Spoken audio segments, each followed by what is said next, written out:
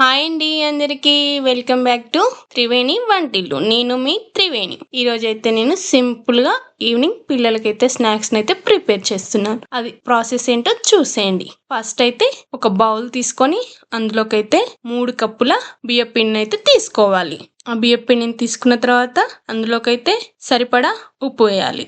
ఆ తర్వాత కొంచెము చిటికెడంతా సోడా ఉప్పునైతే యాడ్ చేయాలి.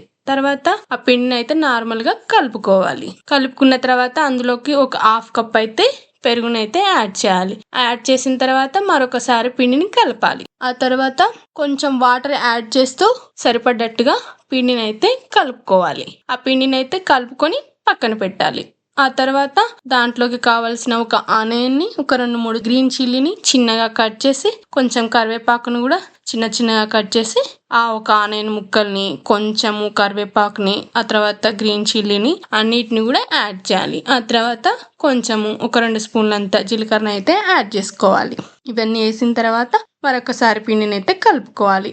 పిండి అనేది అయితే మరీ గట్టిగా ఉండకూడదు, మరీ లూజ్గా ఉండకూడదు. మనం పిండి కన్సిస్టెన్సీ సరిపోయే విధంగా కలుపుకొని అయితే ఒక 10 మినిట్స్ పక్కన పెట్టుకోవాలి. పక్కన పెట్టుకున్న తర్వాత 10 మినిట్స్ తర్వాత మన డీప్ ఫ్రై కోసం అయితే కళాయిని తీసుకొని సరిపడా ఆయిల్ పోసి వేడెక్కనిచ్చాలి. ఆ వేడెక్కిన ఆయిల్లోకి అయితే మనమైతే ప్రిపేర్ చేసుకున్న ఈ పిండిని చిన్న చిన్న పునుగులా అయితే వేయాలి. ఆ తర్వాత అవి 2 వైపులా మంచిగా ఫ్రై అయ్యేలాగా వాటిని మనం ఫ్రై చేయాలి. ఫైనల్ గా మనం కావాల్సిన ప్లేట్ లోకి ఆ బియ్య పిండి పునుగులను అయితే సర్వ్ చేసుకొని, బయట వెదర్ చల్లగా ఉన్నప్పుడు వేడి వేడిగా ఇలాంటి పునుగులు తింటే చాలా బాగుంటుంది.